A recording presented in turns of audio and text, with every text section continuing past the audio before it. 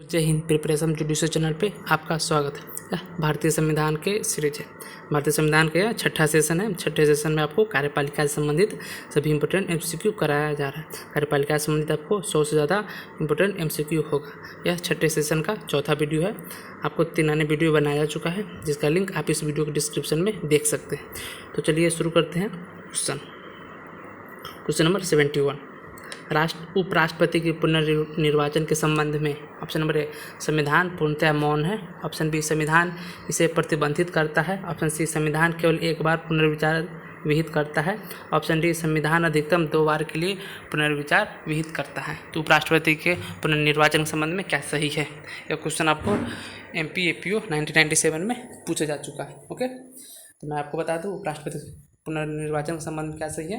तो संविधान पूर्णतः मौन है, यानी उपराष्ट्रपति के पुनर्निर्वाचन के बारे में संविधान में कुछ बातें नहीं बताई गई है। ओके, चलिए इसका व्याख्या देख लेते हैं। क्वेश्चन नंबर 71 का, उपराष्ट्रपति के पुनर्निर्वाचन के संबंध में संविधान पूर्णतः मौन है। अतः यदि संविधान के अनुसार देखा जाए तो संविधान उपराष्ट्रपति के पुनर्निर्वाचन के संबंध में कोई रोक नहीं लगाता है। उपराष्ट्रपति के पुनर्निर्वाचन का प्रावधान भारतीय संविधान के अनुच्छेद 57 में दिया गया है। ओके, चलिए नेक्स्ट क्वेश्चन देखते हैं। क्वेश्चन नंबर 72, भारत के उपराष्ट्रपति अपना त्यागपत्र किसे देता है? यानी भारत के उपराष्ट्रपति अपना इस्तीफा किसे सौंपेगा? Okay, option number A, option A राष्ट्रपति, ऑप्शन बी प्रधानमंत्री, ऑप्शन सी लोकसभा अध्यक्ष, ऑप्शन डी मुख्य न्यायाधीश। भारत के उपराष्ट्रपति अपना त्यागपत्र किसे देगा? यह क्वेश्चन आपको UPPCS 1993 में पूछा जा चुका है। भारत के उपराष्ट्रपति अपना त्यागपत्र आपको किसको देगा? तो राष्ट्रपति को त्यागपत्र देगा। ओके, चलिए इसे व्याख्या के दिन थोड़ा और स्पष्ट करते हैं। क्वेश्चन नंबर 72 का आंसर होगा ऑप्शन नंबर ए, यानी भारत के उपराष्ट्रपति राष्ट्रपति को त्यागपत्र सौंपेगा। चलिए व्याख्या देखते हैं। भारतीय संविधान के अनुच्छेद 67 के अनुसार भारत के उपराष्ट्रपति अपना त्यागपत्र राष्ट्रपति को सौंपता है, जबकि राष्ट्रपति अपना त्यागपत्र उपराष्ट्रपति को सौंपता है। लोकसभा का अध्यक्ष अपना त्यागपत्र लोकसभा उपाध्यक्ष को सौंपता है। प्रधानमंत्री अपना त्यागपत्र राष्ट्रपति को सौंपता है। मुख्य न्यायाधीश अपना त्यागपत्र राष्ट्रपति को सौंपता है। यानी भारत के मुख्य न्यायाधीश जो होते हैं अपना त्यागपत्र किसे देते हैं? तो राष्ट्रपति को देते हैं। ओके, चलिए नेक्स्ट क्वेश्चन देखते हैं। क्वेश्चन नंबर 73, क्या है 73 में? निम्नलिखित में से कौन सा राज्यपाल के कार्यकाल के संबंध में लागू नहीं होता? ऑप्शन ए, राज्यपाल उपराष्ट्रपति के पर्यंत अपना पद धारण करते हैं। ऑप्शन बी, राज्यपाल के पद के लिए न्यूनतम आयु 32 वर्ष होगी। ऑप्शन सी, स्वयं हस्तलिखित त्यागपत्र राष्ट्रपति को देकर राज्यपाल त्यागपत्र दे सकता है। ऑप्शन डी, राज्यपाल का कार्यकाल 5 वर्ष होता है। यह क्वेश्चन आपको UP सिविल जज 2013 में पूछा जा चुका है। तो राज्यपाल के कार्यकाल के संबंध में कौन सा लागू नहीं होता है? मैं आपको बता दूँ, इसका सही आंसर है ऑप्शन नंबर बी, यानी राज्यपाल के पद के लिए न्यूनतम आयु 32 वर्ष होगी। यह गलत है। राज्यपाल के लिए मिनिमम एज कितनी होती है? राज्यपाल के लिए मिनिमम एज आपको 35 वर्ष, न कि 32 वर्ष। ओके, चलिए इसका व्याख्या देख लेते हैं। भारतीय संविधान के अनुच्छेद 156 के अनुसार राज्यपाल राष्ट्रपति के पर्यंत पद धारण करते हैं तथा इनका कार्यकाल 5 वर्ष होगा तथा ये अपना त्यागपत्र हस्तलिखित हस्ताक्षरित रूप में राष्ट्रपति को सौंपेंगे। अनुच्छेद के अनुसार राज्यपाल की नियुक्ति राष्ट्रपति करते हैं। उसकी न्यूनतम आयु कितनी होती है? 35 वर्ष होती है। चलिए नेक्स्ट क्वेश्चन नंबर 74 देखते हैं। उपराष्ट्रपति को अपने पद से हटाया जा सकता है, किस आधार पर हटाया जा सकता है? ऑप्शन नंबर ए, राज्यसभा के तत्कालीन समस्त सदस्यों के बहुमत से पारित संकल्प द्वारा। ऑप्शन बी, संसद के दोनों सदनों के तत्कालीन समस्त सदस्यों के बहुमत से पारित संकल्प द्वारा। ऑप्शन सी, समस्त राज्य विधायिकाओं द्वारा पारित संकल्प द्वारा। ऑप्शन डी, ऐसे संकल्प द्वारा जिसे राज्यसभा के तत्कालीन समस्त सदस्यों के बहुमत ने पारित किया और जिससे लोकसभा सहमत है। तो मैं आपको बता दूं उपराष्ट्रपति को अपने पद से कैसे हटाया जाता है। तो उपराष्ट्रपति को अपने पद से हटाया जाता है ऐसे संकल्पों द्वारा जिसे राज्यसभा के तत्कालीन समस्त सदस्यों को बहुमत ने पारित किया और जिसे लोकसभा सहमत है। यह क्वेश्चन आपको MP APO 1993 में पूछा जा चुका है। क्वेश्चन नंबर 74 का आंसर होगा ऑप्शन नंबर डी। चलिए इसे व्याख्या के द्वारा स्पष्ट करते हैं। भारतीय संविधान के अनुच्छेद 67 सब क्लॉज B के अनुसार उपराष्ट्रपति राज्यसभा के ऐसे संकल्प द्वारा अपने पद से हटाया जा सकेगा जिसे राज्यसभा के तत्कालीन समस्त सदस्यों के बहुमत से पारित किया हो और जिसे लोकसभा के साधारण बहुमत ने स्वीकार कर लिया हो, किंतु ऐसे संकल्प को प्रस्तावित करने के पूर्व 14 दिन की नोटिस देना आवश्यक होता है। ओके, यानी उपराष्ट्रपति को हटाने से पहले उसको 14 दिन का टाइम दिया जाता है, 14 दिन की नोटिस दिया जाता है, से आपको हटाया जाएगा। ओके, चलिए नेक्स्ट क्वेश्चन शुरू करते हैं। क्वेश्चन नंबर 75, राष्ट्रपति और उपराष्ट्रपति दोनों के पद एक साथ रिक्त होने पर भारत के नए राष्ट्रपति के निर्वाचन होने तक राष्ट्रपति के कृत्यों का निर्वहन कौन करता है? ओके, यानी भारत के राष्ट्रपति तथा उपराष्ट्रपति दोनों का पद एक साथ रिक्त हो जाता है। ओके, तो जब तक यदि भारत का नया राष्ट्रपति नहीं चुना जाता है तब तक भारत के राष्ट्रपति का पद का कार्यकाल कौन करेगा? ओके, यानी राष्ट्रपति काम कौन करेगा? चलिए देखते हैं। ऑप्शन नंबर ए, लोकसभा के अध्यक्ष। ऑप्शन बी, लोकसभा में बहुमत प्राप्त दल का नेता। ऑप्शन सी, भारत के मुख्य न्यायाधीश। ऑप्शन डी, ज्येष्ठतम राज्यपाल। यह क्वेश्चन BRPCJ 2009 में पूछा जा चुका है। तो मैं आपको बता दूं, इस परिस्थिति में जब राष्ट्रपति और उपराष्ट्रपति दोनों का पद एक साथ रिक्त हो, उस स्थिति में भारत के राष्ट्रपति का कार्यकाल कौन करेगा? उसका राष्ट्रपति के कार्य का निर्वहन आपको भारत के मुख्य न्यायाधीश करेंगे। ओके, उच्चतम न्यायालय के मुख्य न्यायाधीश कार्यकाल को करेंगे। यानी मुख्य न्यायाधीश के पद रिक्त हो तो उस स्थिति में उच्चतम न्यायालय के अन्य ज्येष्ठतम, जो सबसे सर्वश्रेष्ठ, जो सबसे ज्येष्ठ होते हैं, वो न्यायाधीश कार्य करेंगे। चलिए इसकी व्याख्या के दिन और स्पष्ट करते हैं। राष्ट्रपति और उपराष्ट्रपति दोनों पद एक साथ रिक्त होने पर भारत के नए राष्ट्रपति का निर्वाचन होने तक राष्ट्रपति के कृत्यों का निर्वहन भारत के मुख्य न्यायाधीश करेगा। चलिए नेक्स्ट क्वेश्चन शुरू करते हैं। क्वेश्चन नंबर 76 क्या होगा यह? संसदीय प्रणाली की सरकार एक उत्तरदायी सरकार होती है। कारण, मंत्रिपरिषद लोकसभा के प्रति सामूहिक रूप से उत्तरदायी होगी। नीचे दिए गए कोटों में से सही उत्तर को संकेतित करना है। ऑप्शन ए और आर दोनों सही है तथा आर का सही व्याख्या है। ऑप्शन बी, ए और आर दोनों सही परंतु आर का सही व्याख्या नहीं है। ऑप्शन सी, ए सही है परंतु आर गलत है। ऑप्शन डी, ए गलत है परंतु आर सही है। यह क्वेश्चन UPPCS 2004 में पूछा जा चुका है। ओके, मैं आपको बता दूं क्या सही है। संसदीय प्रणाली सरकार एक उत्तरदायी सरकार होती है, यह सही है। ओके, तथा मंत्रिपरिषद लोकसभा के प्रति सामूहिक रूप से उत्तरदायी, यह भी सही है। तथा क्या है, ए और आर दोनों एक दूसरे का सही व्याख्या करता है। चलिए इसे व्याख्या के दिन और स्पष्ट करते हैं। क्वेश्चन नंबर 76 को, संसदीय शासन प्रणाली में मंत्रिपरिषद संसद के निम्न सदन यानी लोकसभा के प्रति सामूहिक रूप से उत्तरदायी होती है। प्रतिनिधि और लोकप्रिय सदन लोकसभा के प्रति उत्तरदायी होने के कारण संसदीय सरकार जनता के प्रति उत्तरदायी सरकार होती है। इस प्रकार कथन तथा कारण दोनों सही हैं तथा कारण कथन का सही व्याख्या करता है। चलिए नेक्स्ट क्वेश्चन देखते हैं। क्वेश्चन नंबर 77, नीचे दो कथन दिए गए हैं, एक को कथन और दूसरे को कारण कहा गया। कथन क्या है? भारत में प्रधानमंत्री की मंत्रिमंडल में प्रधान स्थिति होती है। कारण, भारत गठबंधन सरकार के युग की ओर बढ़ रहा है। नीचे दिए फोटो की सहायता से सही आंसर को सेलेक्ट करना है। ओके, ऑप्शन ए और आर दोनों सही तथा आर का सही व्याख्या करता है। ऑप्शन बी, ए सही है परंतु आर गलत है। ऑप्शन सी, ए और आर दोनों सही परंतु आर का सही व्याख्या नहीं करता है। ऑप्शन डी, ए गलत है किंतु आर सही है। तो मैं बता दूं इसका सही आंसर क्या है।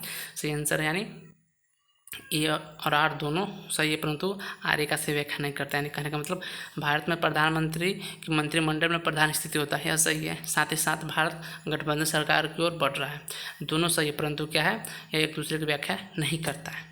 चलिए इसे व्याख्या के दिन और स्पष्ट करते हैं। क्वेश्चन नंबर 77 आपको UPPCS 2001 तथा 2006 में पूछा जा चुका है। इसका व्याख्या करते हैं।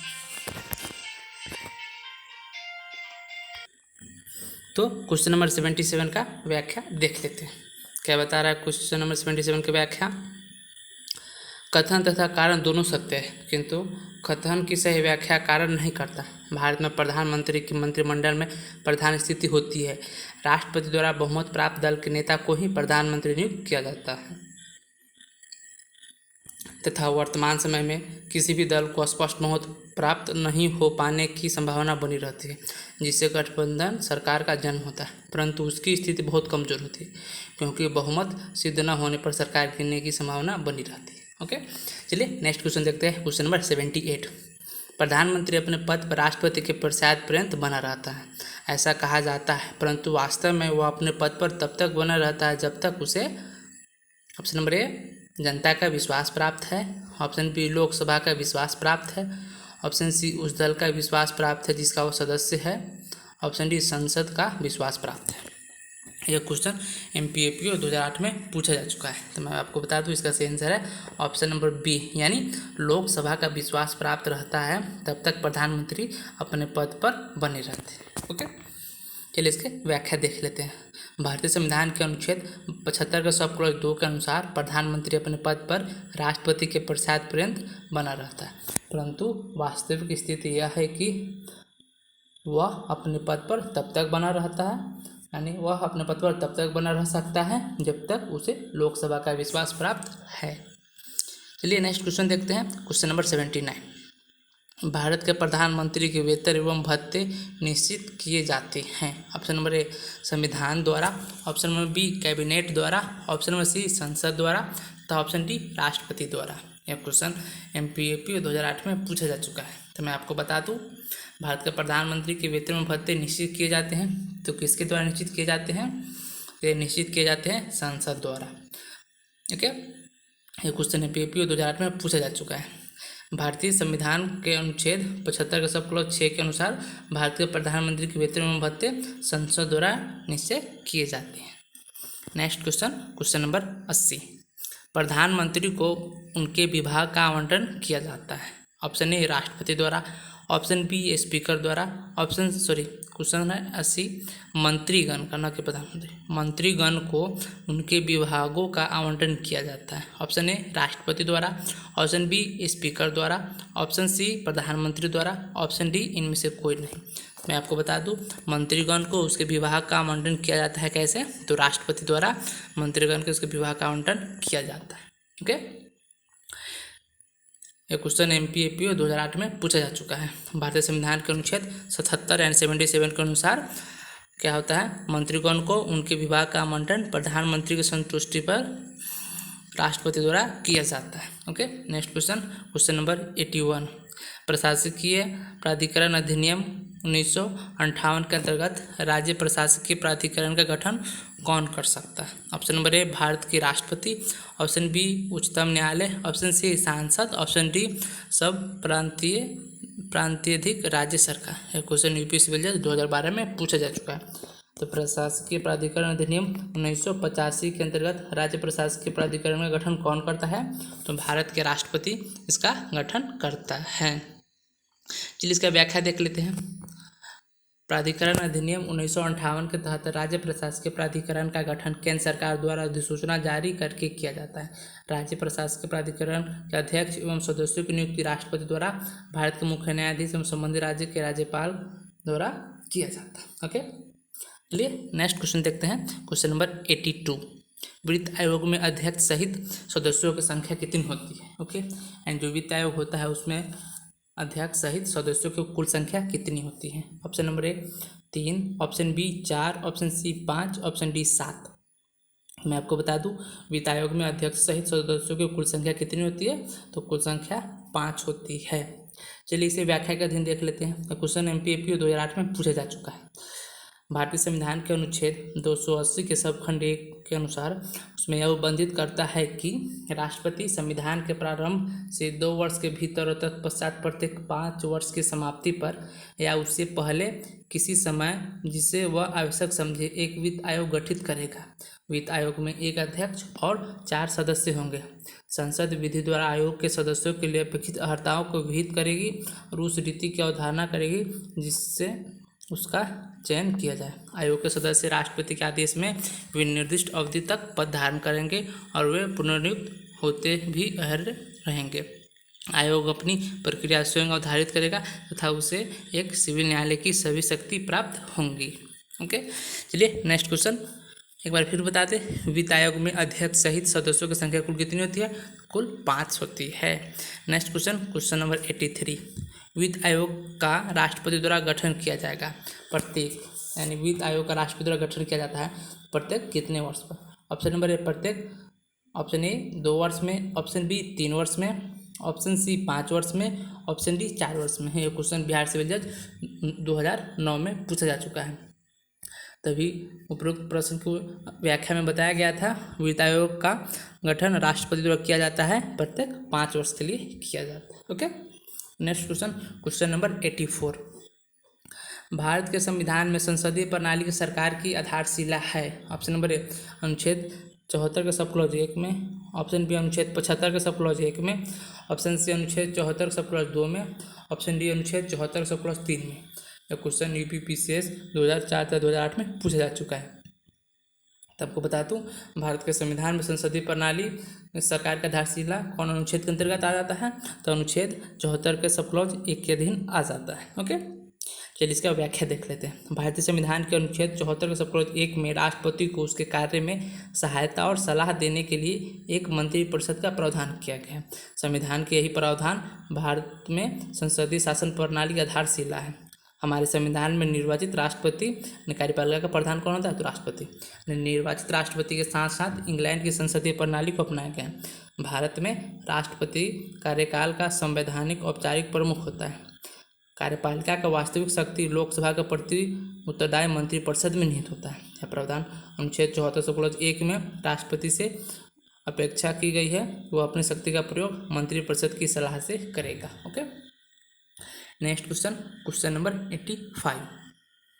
निम्नलिखित कथन में कौन सा सबसे उपयुक्त है? यानी नीचे जो 4 कथन है उसमें से कौन कथन है जो सबसे उपयुक्त है? ऑप्शन ए भारत के राष्ट्रपति मंत्रिपरिषद के परामर्श द्वारा बाध्य है। ऑप्शन बी भारत के राष्ट्रपति मंत्रिपरिषद के परामर्श द्वारा बाध्य नहीं है। ऑप्शन सी भारत के राष्ट्रपति मंत्रिपरिषद को परामर्श पर पुनर्विचार करने के लिए कह सकता है। ऑप्शन डी भारत के राष्ट्रपति पुनर्विचार के बाद प्रस्तुत परामर्श को स्वीकार करने के लिए बाध्य है। तो निम्नलिखित में कौन सा कथन सबसे उपयुक्त है? इसमें से सबसे उपयुक्त कथन है आपको भारत के राष्ट्रपति पुनर्विचार के बाद प्रस्तुत परामर्श को स्वीकार करने के लिए बाध्य है। ओके, यानी लोकसभा के या फिर संसद की तरफ से कोई प्रस्ताव पेश किया जाता है पास करके, और राष्ट्रपति उसे यदि एक बार चाहे तो इनकार कर सकता है। ओके, यदि एक बार इनकार कर चुका है, दोबारा यदि पुनर्विचार के लिए राष्ट्रपति के समक्ष भेजा गया है तो उसे राष्ट्रपति स्वीकार करने के लिए बाध्य है। परंतु इसका एक एक्सेप्शन है, यदि संवैधानिक संशोधन हो तो उस स्थिति में यदि संसद द्वारा राष्ट्रपति के समक्ष प्रस्ताव भेजा जाता है, उसकी सहमति प्राप्त करने हेतु उस स्थिति में राष्ट्रपति उस पर हस्ताक्षर करने के लिए बाध्य है, राष्ट्रपति उसे वापस नहीं कर सकता है। ओके, जबकि संविधान संशोधन के अलावा अन्य सभी विधियों में की संशोधन या अन्य प्रमुख जो रहती है उसमें आपको राष्ट्रपति एक बार वापस कर सकते हैं पुनर्विचार हेतु। ये क्वेश्चन आपको यूपीपीसीएस 2009 में पूछा जा चुका है। चलिए इसका व्याख्या देख लेते हैं। संविधान के 44वां संविधान संशोधन अधिनियम 1978 द्वारा अनुच्छेद 74 के सब क्लॉज 1 में परंतु अंतर स्थापित किया गया। इसके अनुसार राष्ट्रपति मंत्रिपरिषद से ऐसे सलाह पर साधारणतः या अन्यथा पुनर्विचार करने की अपेक्षा कर सकेगा और ऐसे सलाह कर सकेगा। ओके, और राष्ट्रपति ऐसे पुनर्विचार के पश्चात दी गई सलाह के अनुसार कार्य करेगा। इस प्रकार हम कह सकते हैं कि भारत के राष्ट्रपति मंत्रिपरिषद के पुनर्विचार के बाद प्रस्तुत परामर्श को स्वीकार करने के लिए बाध्य है। ओके, चलिए नेक्स्ट क्वेश्चन देखते हैं। Question number 86। भारत के संविधान के निम्नलिखित प्रावधानों में से मंत्रिपरिषद के सामूहिक उत्तरदायित्व का सिद्धांत प्रतिस्थापित है। ऑप्शन नंबर ए अनुच्छेद 75 के 3 में, ऑप्शन बी अनुच्छेद 75 के 1 में, ऑप्शन सी अनुच्छेद 171 के 4 में, ऑप्शन डी अनुच्छेद 118 के 4 में। आपको एक बता दूं इसका सही आंसर क्या है।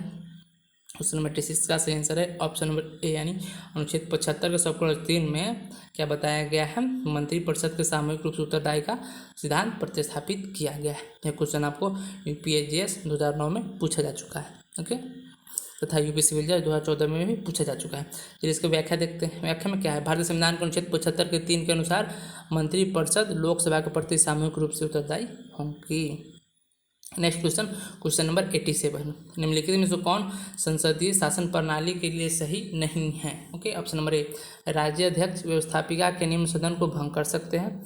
ऑप्शन बी कार्यपालिका व्यवस्थापिका का एक भाग होते हैं। ऑप्शन सी कार्यपालिका व्यवस्थापिका के प्रति उत्तरदायी होती है।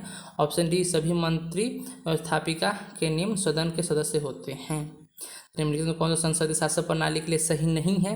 इससे सही कौन सा सही नहीं है, तो कौन सा नहीं है तो हम बताते हैं आपको। ऑप्शन डी यानी सभी मंत्री व्यवस्थापिका के निम्न सदन के सदस्य होते हैं। मैं आपको बता दूं व्याख्या के दिन संसदीय शासन प्रणाली के लिए आवश्यक नहीं है कि सभी मंत्री स्थापिका के निम्न सदन के सदस्य हो।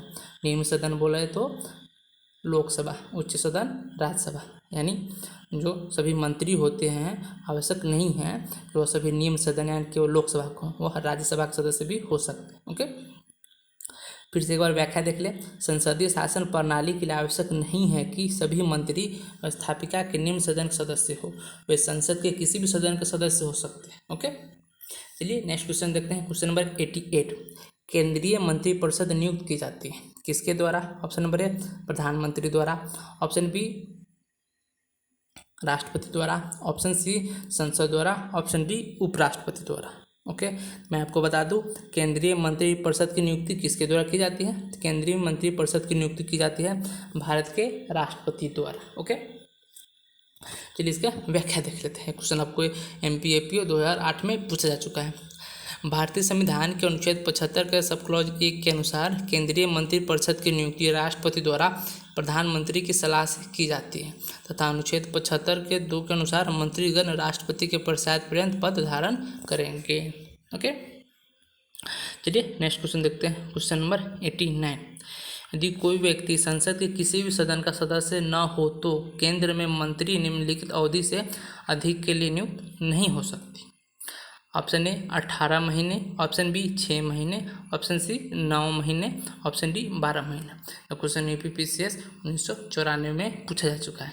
मैं आपको बता दूं यदि कोई मंत्री यानी कोई व्यक्ति संसद के किसी भी सदन के सदस्य न हो तो वो केंद्र में मंत्री 6 माह से अधिक अवधि के लिए नियुक्त नहीं हो सकते। ओके, तो इसका सही आंसर हो गया ऑप्शन नंबर बी। चलिए इसे व्याख्या के दिन और स्पष्ट करते हैं। एक क्वेश्चन आपको UPPCS 1994 में पूछा जा चुका है। यदि कोई व्यक्ति संसद के किसी भी सदन का सदस्य न हो तो केंद्र में मंत्री 6 महीने से अधिक अवधि के लिए नहीं नियुक्त हो सकता है।